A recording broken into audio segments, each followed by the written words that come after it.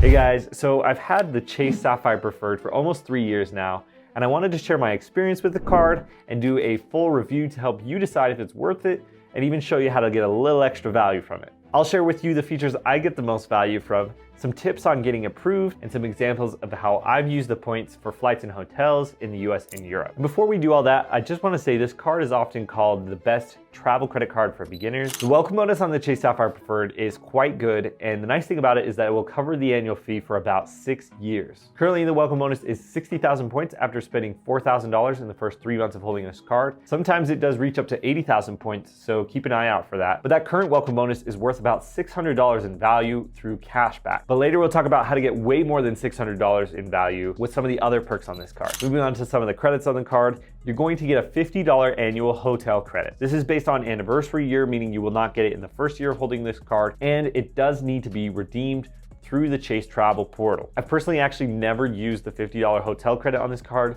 so I'm always booking my hotels using the points that I earn. Because I have a preference on where I like to book hotels and I find that booking direct is just much more advantageous, I think this credit is a little bit weak. The $50 price point of this credit means that you pretty much never cover the whole cost of a night at a hotel, and the drawback of not booking direct is that it's usually a little bit more expensive. But I can't knock it too much since it's a pretty easy $50 every anniversary year. The Sapphire Preferred also comes with a DoorDash subscription, Instacart membership, and an Instacart credit up to $15 per quarter through July 2024. It comes with a $95 annual fee, but I think the credits and the value from the welcome bonus more than make up for it. Plus, there's some other really great perks that come with this card, which we'll talk about in just a minute. Now, looking at the spending multipliers, you're going to earn 5x on travel booked through the Chase Travel portal, 3x on dining, online grocery, and select streaming, 2x on travel, and 1x on everything else. The 2x on travel is probably where this card gets the most grief, and to be fair, there's a lot of other cards that earn 2x on everything out there with no annual fee, and other no annual fee Chase credit cards that earn 3x on dining as well. But on the other hand, a lot of other travel credit cards out there that earn high multipliers on travel spending only earn it for flights, hotels, and car rentals. But the 2x earning category on the Sapphire Preferred is very broad, and it applies to flights, hotels, car rentals, ride shares, commuting services, parking, campsites, tolls, discount travel sites, and even travel agencies. So although it's definitely not that special when it comes to earning, I think it does the job, and there's some pretty easy workarounds to get even higher earning multipliers. And that is to just earn points on other Chase credit cards and combine them with this one. Chase allows you to combine points between other Chase credit cards like the Chase Freedom Flex and Chase Freedom Unlimited, which creates the Chase trifecta. But you can combine points between other Chase credit cards as well, like the Chase Ink Business Cash, Ink Business Preferred, and Ink Business Unlimited. I do think most people should be considering the Chase trifecta because it's just so good and it just makes so much sense. And cards like the Freedom Flex and Freedom Unlimited will earn more points than certain categories on the Sapphire Preferred. So in the big picture, I don't think the spending categories are a major problem, and I don't think it's that big of a deal. All right, now a quick note on a totally underrated perk of the Sapphire Preferred that a lot of people overlook, and that is you're going to get some great travel protections with this card, because you're going to get things like trip delay protection, trip cancellation protection, and even primary collision damage waiver, which is really nice because when you rent a car and you're asked about collision damage insurance, you can go ahead and decline that. And that's something we would all love to say no to when we're renting cars. Some of these benefits are on par or even better than cards with a much higher annual fee, like the American Express Platinum card, which does not come with primary collision damage waiver. And very similar cards like the City Premier don't even come close with travel protections. This is a really overlooked feature to the Sapphire Preferred, and it gives you some really good peace of mind when using this card. Another quick feature worth mentioning is it comes with no foreign transaction fees, which is absolutely necessary if you're ever traveling outside of the country and you want to avoid expensive transaction fees. Now, let's look at quite possibly the most interesting thing on this card, which is the ability to earn much more value on your points through travel. The first and simplest way to do this is through the Chase Travel portal, which will give you 25% more value on hotels, flights, car rentals, and even cruises that you book with Chase. It's probably best used on economy flights and cash hotel bookings. Otherwise, this next way is probably the card's best superpower. And that brings us to a point in this video where I want to show you how to redeem the points you earn on this card for maximum value. So when you have the Sapphire Preferred, you can take the points that you earn from this card and any other Chase Ultimate Reward point earning card like the Freedom card and use those points for travel. Chase has about 14 hotel and airline transfer partners that you're allowed to transfer your points to at a 1-to-1 rate. This includes partners like United, Southwest, British Airways,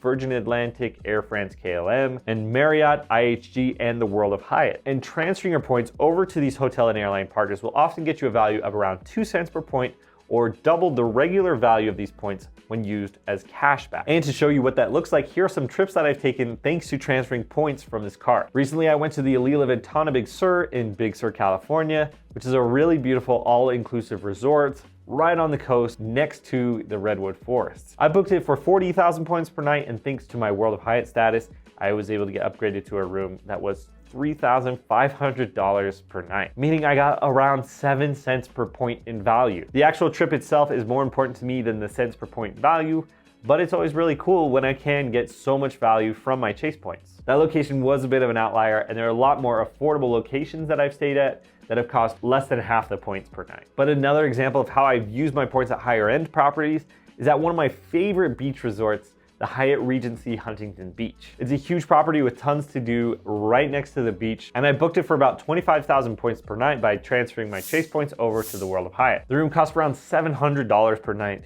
giving us a pretty awesome value of nearly 3 cents per point. But not every property that you transfer points to will give you more than 2 cents per point. I've also stayed at the Hyatt-centric Liberties in Dublin, Ireland, and although I only got around 1.74 cents per point, I still loved the property. And I was happy to use my points to stay at a nice location like this. And looking at some examples of flights I've been able to book with my points, I was able to book a Virgin Atlantic flight from Europe to home for around 125,000 points that would have cost me over $7,000 out of pocket. This was for one-way economy flights for my family, and even though you could probably find flights for around $3,000 to $4,000, even if that was the case, this was still a pretty good value. Now, typically for domestic economy flights, you're probably going to get a value of around just 1 cent per point. But Southwest Airlines is another option that will often get you 1.4 to 1.7 cents per point for a lot of domestic economy flights, and I end up using them a ton, especially when I'm traveling with my family. I've redeemed a lot of Southwest points in the past, but never by transferring them from the Sapphire Preferred, because you can earn them quite easily through the Southwest credit cards. And I like to try and value my points at least 2 cents per point. But for international and first class flights, you can get a lot of value by transferring your points. Just like I did recently by transferring points from my family to take a trip to Europe,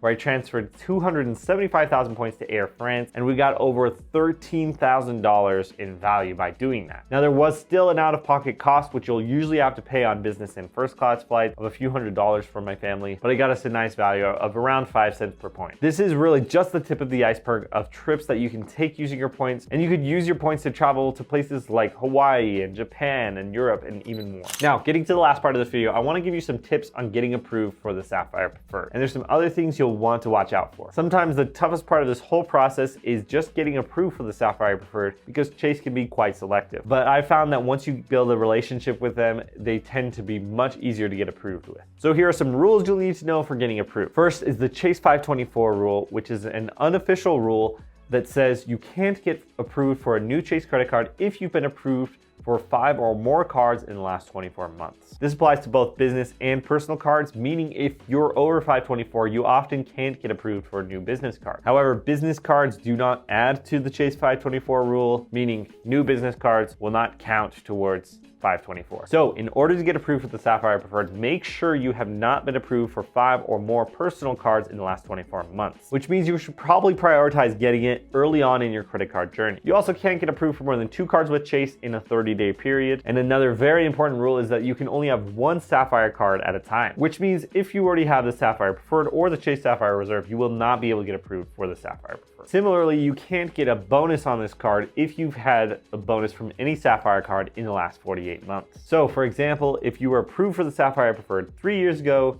and you earned the bonus, but you later cancel the card and do not currently have it anymore, you still would not be eligible for the new bonus since you got the previous one under 48 months. So this also means if you got a bonus over 48 months ago, you could apply for it again, as long as you don't still hold a Sapphire card. If you'd like to learn more about the Sapphire Preferred and many other cards, I'll have links down in the description below. Those links help support my channel. It's a huge way to help me out, and thank you so much to all of you who do use my links. So that's it for this video, guys. Thank you so much for watching, and I'll see you next time.